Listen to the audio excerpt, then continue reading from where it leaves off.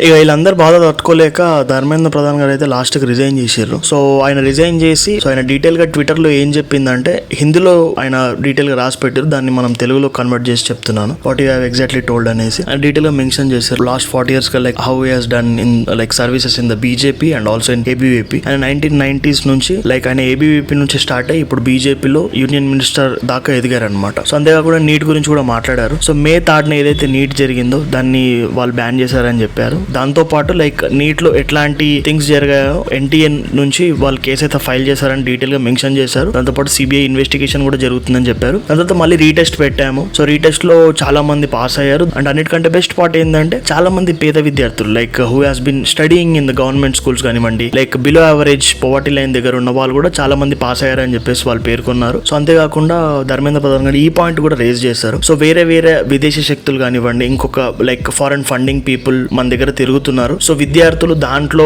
మీరు ఇట్లా పడి అయితే మోసపోకండి.